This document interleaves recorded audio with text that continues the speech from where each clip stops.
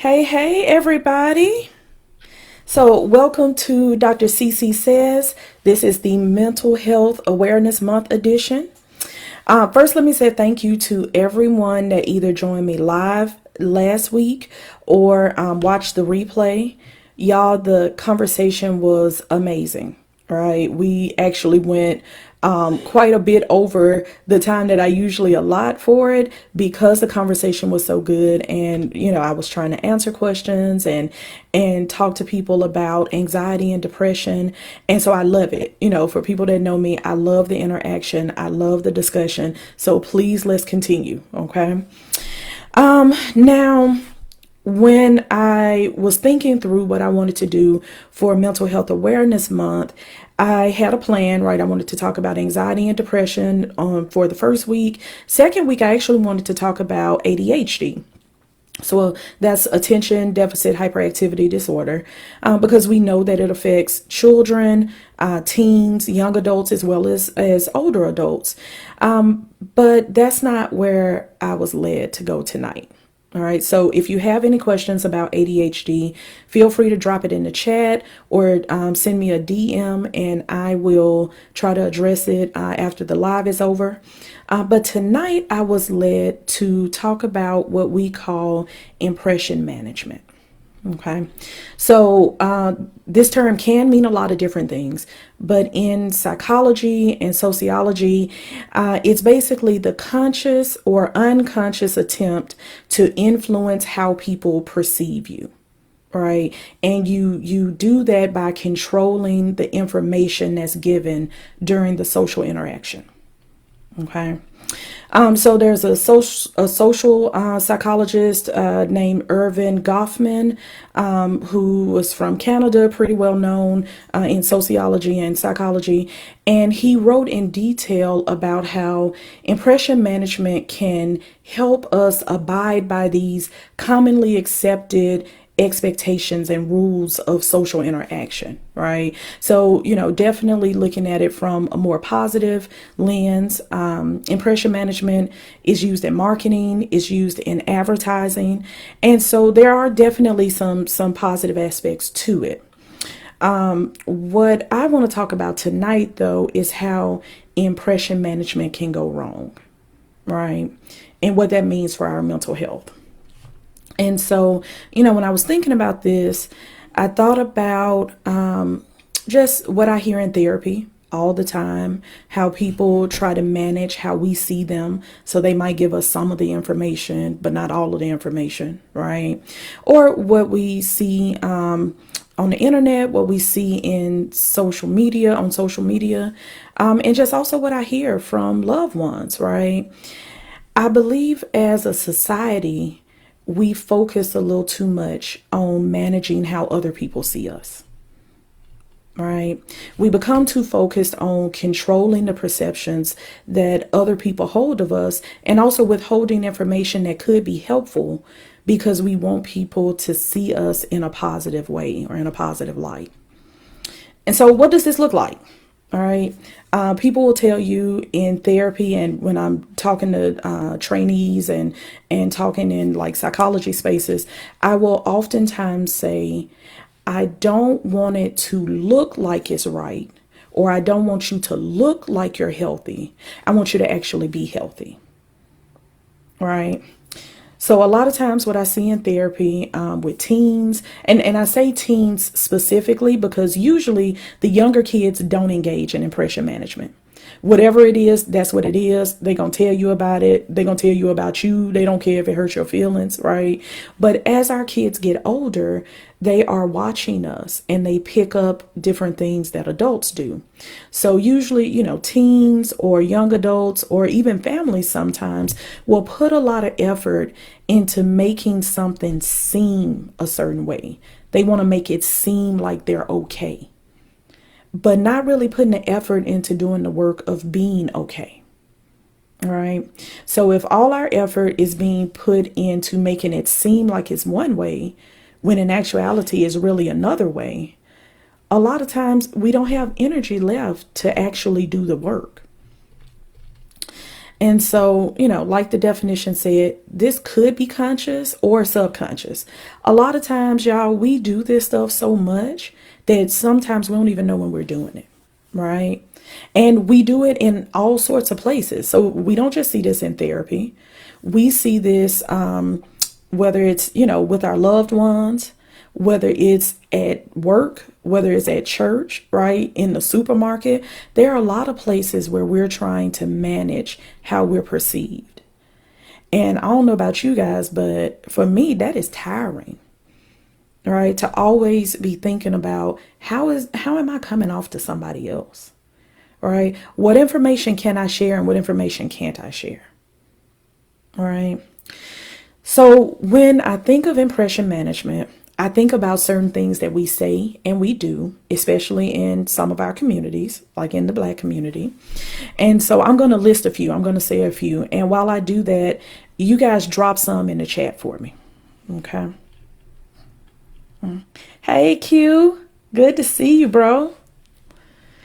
All right. So some things that I hear or some situations that we might be in that makes me think about impression management. One is code switching. Right. So where we are trying to put on a certain persona for a certain situation or a certain environment. Right. So, we speak one way when we're with our friends, but when we're at work, we might speak, what we consider to be very professional. Or when I was growing up, people would say proper. Are you speaking real proper? Another thing, wearing a mask. So y'all remember the Paul Laurence Dunbar poem, We Wear the Mask? We wear the mask that grins and lies. It hides our cheeks and it shades our eyes, right? So a lot of times when we put on a mask, and we might know that we're doing it, sometimes we don't, but sometimes we know we're doing it. When we put on a mask, we're doing that because we're trying to manage how people see us, all right? Another thing I hear all the time, and I really dislike this phrase, but being the strong friend. And let me tell you why I dislike it. When we say strong, when a lot of people say strong, what we mean is we don't need any help. We got this, right? That's not actually what being strong is. And a lot of times I have to rewire and rework this for my kids in therapy because they've heard adults say it, right? And so they're like, oh no, I'm strong. I can't cry. I'm strong. I can't ask for help. I'm strong. I should be able to deal with this, right? And so when they learn those things, what we see is that at a very early age, they are learning an unhealthy way of interacting with the world. So yeah, definitely, Kevin. Strong often equals emotionally repressed, definitely. And especially for our men, right? And that's all men, definitely Black men as well, but all men, right? I see that when the parents come in, mom, a lot of times the mom is considered to be sweet and nurturing. And dad is like, oh, I'm the disciplinarian. I don't have time to kind of deal with emotions. I need them to know what to do and to do it well. And that's been programmed into us. And it's not a healthy way of being. Hey, sis. All right. Brian says social media only putting out. Yes. So Brian is a psychologist that works with me. And so he knows because he deals with the kids and the teens, right, all the time. And so he knows that we spend a lot of time in therapy trying to help these kids understand that what you see on social media, that's somebody putting their best foot forward, right? That is somebody managing their impression. They're only giving you the information that makes it look like their life is grand, right? Not many people are getting on social media, with their hair not done, taking pictures and saying like, hey, I know y'all think I have it all together, but here's what my life looks like for real. All right. We're not really getting that. And guys, if you have kids and teens in your life, not that they shouldn't be on social media, because actually social media can be a great outlet for them. Where sometimes it becomes dangerous is when they think that social media is fully reality. And it's not, right? So Brian and I spent a lot of time in therapy, helping kids understand What you're seeing is just a snippet of their life. The same struggles that you have, the same emotions that you feel, these folks on social media are feeling that too. They're just not taking pictures and posting about that part. Right. Or sometimes when they do post about it, a lot of people will say, oh, they're just doing that for attention. And so, it's still not seen as something that you are doing to be authentic. And so we have to kind of help our kids understand social media can be great. And sometimes it just shows you what people look like when they are managing their impression. Yeah. So there are also phrases that I think about when I think about impression management. Like we'll hear people say, I'm supposed to be able to do this. Or they'll tell me, oh, I'm good. I'm good. We're good. Everything's fine. I got this. Right. Oh, I don't ask for help. Right. And they'll say it like it's a foreign concept. Right. Oh, I don't ask for help. Or my favorite, you know how us women are. We always get it done. Right. And you might be getting it done, but at what detriment to yourself? Okay.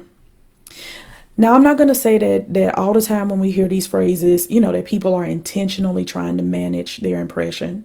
Sometimes it's that we've been given this message by society, right? Or we've been given this message in our homes, sometimes inadvertently, and we're just trying to fall in line with the expectation.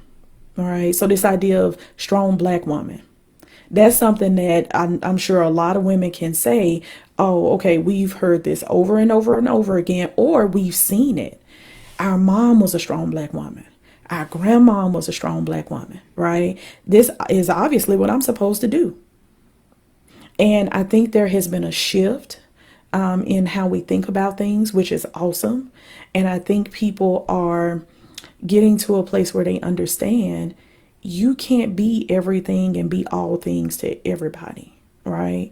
And you don't have to worry about managing how everyone sees you. Yeah, me too, sis. I'm tired of hearing it too. All right, my bro said, Black men, we were taught we can't cry because we are designed. Exactly.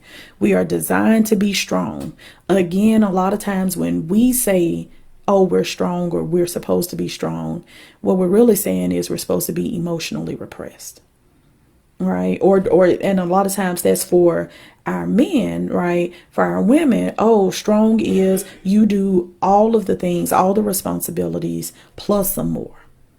All right. And again, we are just falling in line with the stuff that we've heard, or we want to make sure that people don't see us in any other light. So we just kind of go with that. Hey, Sarah. Yeah. So what can this do to us? When we think about it, when we're putting all this energy into making it seem like it's something that it's actually not, right? When we're focused on how other people see us more than we're focused on what's going on the inside of us, what can happen? Right? Drop in the chat for me, you all. What do you think can happen when we're in that place? All right. And I'm going to talk about 3 things that I see, right, in therapy, but also just in life when we're doing this. Y'all, I'm real fancy tonight, too, by the way. I have 2 screens up tonight. So I'm real fancy. Okay. All right. Hey, Ayana. Ayana said all this stress leads to bitterness, right? And Ayana, that's one of my points, too. Right. It leads to these emotions that are on more of the negative end of the spectrum. Right. I'm careful to not calling emotions negative themselves, because as I told you guys a couple of lives ago, one of my really cute little kids told me God gave us all the feelings, and he did. He gave us all the feelings and they all have a purpose. So I don't want to call emotions negative, but some are on like this more negative end of the spectrum, like bitterness, sadness, things like that. Yeah.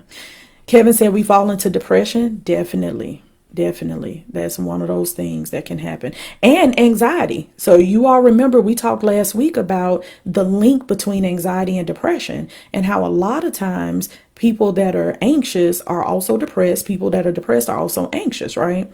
So yeah, we can fall into depression, or we can also feel a lot more anxiety. Yeah, stress creates pressure and pressure bursts pipes. Yes. So Kevin remembers my first live.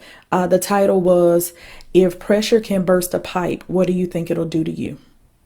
Right. And that was a saying my daddy used to say all the time to kind of help us check in with ourselves when we were putting too much pressure on ourselves. Right. So if you guys didn't see that live, go back and check.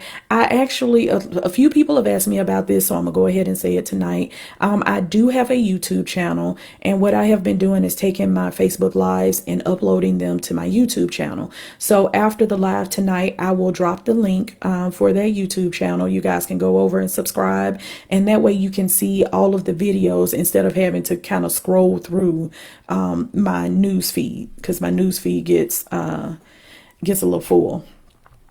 Yeah, Q, you know some folks in my family, and so they were good folks. And my daddy was one who always had a saying.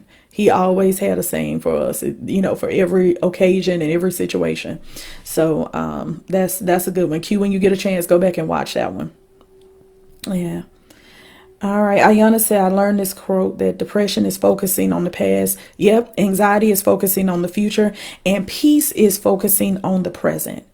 Exactly. Exactly, Ayana. And another way to look at that present part is our present is a present, right? If we can stay in the moment, we actually can, kind of cancel out a lot of noise that either comes from us staying too far in the past or going too far in the future. So definitely. Yeah. All right, guys. So y'all hit on a lot of my points, right? So the first thing I wanted to talk about, though, like what happens when we are focused too much on managing our impression, we don't get the help we need, right?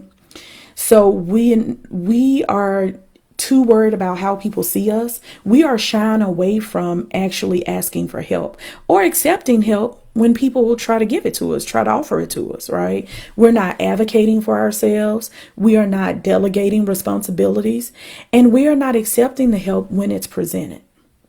Right. So if you want people to think you're quote unquote strong, or that you have it all together, or that, things are always sunny for you, then 9 times out of 10, you're not telling those folks that you need help.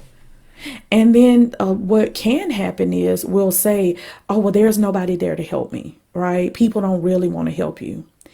It could be that that's the case sometimes, but sometimes is that we're not open to the help, right?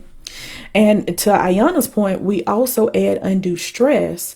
And so then we end up feeling tired. We feel overwhelmed. We're anxious or depressed or bitter, as Ayana was saying, right?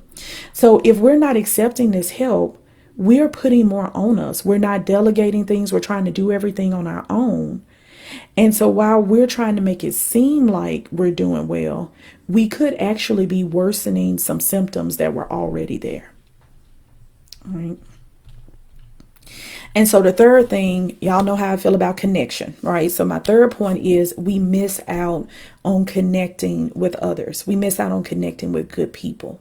All right. So when we're trying to manage our impression, we're more likely to not ask for the help, like we said. We're also more likely to kind of retreat into our own shell. We're not sharing information with people that could provide assistance. And then we're missing out on connecting with some folks that probably could help us in some really good ways, right? My sis said, get out of my business. Yes, sis, you knew I was going here tonight. Yeah. So, because me and my sister talk a lot about not accepting help and where that comes from and not being comfortable asking for help. Yeah. Yeah. Oh, I see my cousin is on. Hey, Cheryl. She said that show of strength could be a facade or a cloak. Yes, definitely. Right. So it could just be that we are, pretending, so to speak. We're hoping that it's true. So we're trying to project that. Or it could be, you know what? I don't want anybody to see me, so they won't ask questions if I just, kind of put this image up that I have it all together. Right. Yeah. So Kevin says, sounds like trying to present as strong prevents you from using, yep, definitely from using all of your energy to actually be strong and be strong in the right ways. Right. And so again, that's the whole point.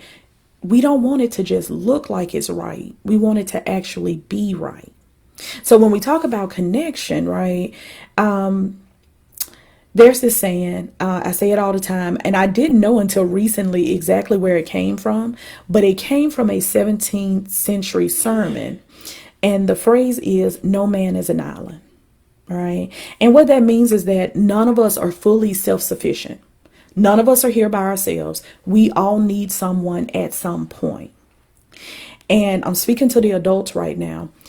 If we aren't careful about how we are proceeding and how we're walking this journey called life, those little people that are watching us, those kids, those teens, those young adults, the message that they are getting from us is that they aren't supposed to ask for help, or that they can't ask for help because they're supposed to be able to get it on their own, right?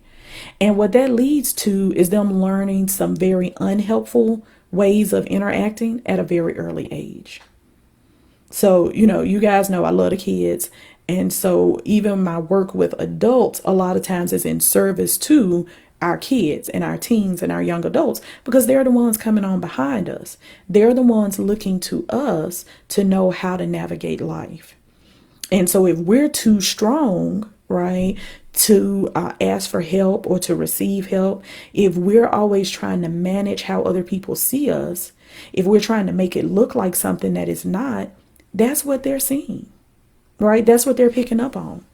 I can't tell you guys how many times kids will say to me, I'll say, oh, well, why didn't you ask for help, like with your homework, right? Or, okay, your dad gave you a chore to do. You didn't really know how to do it. Why didn't you ask for help, right? Kids will say, well, I'm supposed to know how to do it. Why? Who said you were supposed to know? Has somebody taught you how to do it? Well, no, but I'm supposed to know. I'm supposed to figure it out. I can do this. I can get this on my own. All right. A kid told one of my trainees recently, I don't want any help with my schoolwork. Now, mind you, the kid was failing and the kid felt bad about failing, but they were like, nah, I got to get it. Right. Like everybody else had to get it on their own. And I'm like, who had to get it on their own? If somebody on this live, right now feels like they got where they are today totally on their own, please let me know. Because that was not my story. Plenty of people have helped me, right? And so I have no problems telling a kid, hey, I'm where I am because of the help, the support, the love, the financial support, right? The prayers of a lot of people. All right. It took a whole bunch of people to get Dr. Cece where she is. And so I don't, and I'll tell them, I'm like, I don't really know exactly when y'all get this message, but too many of you have the message that you are supposed to be out here like you're an island, like you're out here by yourself. And that's just not what it is. Yeah. Hey, sis. Yeah. Community support. Yeah, sis, you know where we grew up. We had a whole community looking after us. Right? We didn't grow up in a place where people couldn't say anything to us. If somebody saw us and they thought we were doing something we weren't supposed to do, or if they saw us and they felt like we needed help, they didn't say, oh, well, that's so-and-so child. I can't say anything to them. They stopped what they were doing. They either corrected us if we needed correcting, or they helped us if we needed help, right? Or guidance or support at that time. All right. So, we got to make sure that we're not giving our kids the wrong message. Okay. So you guys know that I don't like to tell you about a problem and not give you a solution. So we're going to talk real quick about 3 points that will help us actually, kind of move away from this impression management. Okay. So definitely, Soror, it takes a tribe. Definitely. Yeah. Okay, so step number 1, first be honest with yourself and with others, right? If you're not doing well, stop pretending that you're doing well. If you need help, say you need help. Say it first to yourself, right? And then say it to someone else. If we're tired and we can't make something or we can't do something, don't do it. Respectfully decline. right? And so anybody that's heard me talk about self-care, you know I'm really big on boundaries, right? Sometimes no is a whole word, it's a whole sentence, a whole statement, it's a whole vibe, okay? So sometimes we just can't do, and that's okay. All right. Ayana said, I thought I was a gangster, independent, single mother. Yeah. Until I realized I couldn't teach my son how to use the bathroom. Yeah. The way a man does. I had to ask for help. Yes. That is an awesome example, Ayana. Right. And again, we know where you got that message. We know, right? Society, for some reason, has tried to teach us, oh, we don't need anybody. Right. Oh, I'm a strong black woman. I don't need a man. A lot of times though, I want a man, right? Like I'm with my husband because I want to be, and because he brings something to the table that I couldn't bring to the table for myself, right? And so, we got to be careful when we kind of fully lean into some of these messages that we see, or some of these messages that we're given, right? A lot of times they come from a good place. We'll talk about how our parents, our grandparents, our family members, the people in the community, they've said certain things, or they deposited certain things into us as we were growing up because they wanted us to succeed, right? But not all of those things were healthy for us. And when we understand that and we actually own that, we can move and be freer in how we're living. Yeah. Kevin said the bathroom thing is tricky though. It is. Yeah. Yeah. So, okay. Number 2, and this one is real big, y'all. And this one is something that I have had to work on myself, right? Ask for help when you need it. Allow people to help you when they offer, and help others when you can. Right? So there's 2 parts to that. You can receive help. You can also give help when you can. Is the qualifier, right? Because some of us pour out all the time. Some of us give help all the time. We won't take it, right? We won't accept help, but we there to help every person all the time. And when you pour from your cup like that, at some point you get depleted if you're not allowing other people to pour back into you, right? So, sometimes people are saying, I've heard this from friend circles as well as in therapy, right?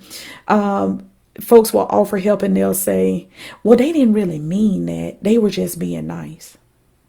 So what? All right. Even if that's true. Now, most times that's not true. Like, people offered their help because they really wanted to be helpful. But sometimes maybe they are just doing it to be nice. So what? If they offered and you need it, why not? Again, if we're not supposed to be an island, if we're not supposed to be here by ourselves, right? And we know we need some help, why not accept it? Somebody drop in the chat for me, why not accept it? Why wouldn't you accept help? Since you say you feel attacked. Hey, what they say in church? If I step on your foot, just say ouch, right? So if the word is hitting you, just say ouch. Yeah. Yeah, sis. So Jillian, my other sister, said most times it's hard to accept help. Exactly, it is. But why? Somebody drop in the chat for me. Why? Why is it hard to accept help? What do you think it is? Yeah, Ayana, why not? Ayana, I'm gonna do a live at some point about the why nots. All right. And that's one of them. Why not accept it? Yep. Brian said pride. Definitely. I think that's a huge one. Right. Yeah. Wouldn't accept help due to low expectations and lack of trust. Definitely. Definitely. And thank you for bringing that up, Kevin and Ayana. Right. So there are a lot of us who have had difficult experiences. There are a lot of us who at some time trusted that we were going to receive help and we didn't get it. Right. That's not everybody, though. And that's the part. Like, we can honor the fact that happened, and we can say, but it might be different this next time. All right. So and guys, again, going back to my kids, because y'all know I love the kids, they have trust issues early. And all the time, it's not because adults have let them down. Sometimes it's because they are watching us and they see that we have trust issues. So if we're not going to work on our trust issues for ourselves, at least work on it for the babies. right? Work on it for the people that's looking at us, right? Tasha said control issues. So since you already know, right, we write that together. And a lot of times that is because we're not trusting, right? So we're like, nah, we got to do it because we know how we'll do it, right? I can't vouch for, so and so over there. I know how I'll get it done. And so let me just go and do it myself. And I tell people a lot when they say, like, what do you like about therapy, like doing therapy? I'll say, well, of course, I love the babies. I love the kids. I love helping people be the best version of themselves that they can be. But I also love what therapy did for me, right? So learning how to conduct therapy, learning how to leave my stuff at the door because I'm going in and I'm taking on somebody else's stuff in that moment, and then learning how to leave their stuff in that room, right? That's a skill, y'all. And part of that skill is also having to let go of control and let go of judgment. So what I know now that I didn't know years ago was that even if somebody doesn't do it the way that I would do it, that doesn't mean it's still not going to be done right. There's more than one way to do stuff, right? What's the saying? There's more than one way to skin a cat, right? There's more than one way to get things done. And just because it's not our way, it doesn't mean that it's not a way and that it's not a good way, right? Yeah. So let's see. Jillian said pride. Definitely. Jillian said all of this. Yes, yes. And so Ayana said, for me, I had trust issues with myself because I felt like I did not make great decisions. Yes, yes. And Ayana, that's something that, we try to help the kids with in therapy too, right? And adults, right? This idea that I'm going to be hard on myself because there was a mistake made. And notice I didn't say that you made a mistake. I said there was a mistake made, right? So when my kids say things like, or, the young adults say things like, oh man, I trusted this person and I shouldn't have, right? Well, you didn't know that. It's in our nature to want to trust people because, again, we're not an island, right? It's in our nature to want to connect to people. And part of connecting is being able to trust. So when somebody mistreats you, that's not your fault, right? Were there signs there that maybe you could have seen? Maybe.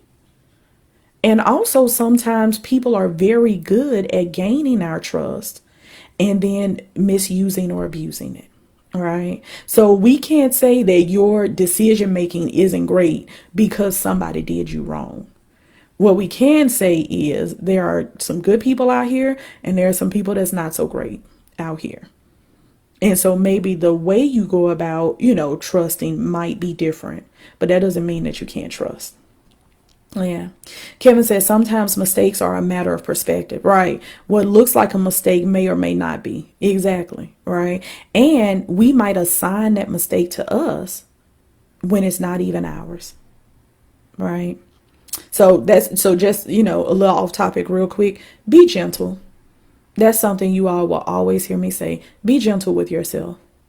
That's something that I've been working on for the last few years now. And y'all, it's hard because, again, all of these, messages that we've received, all of these different ways that we've been brought up, we can be our worst critic.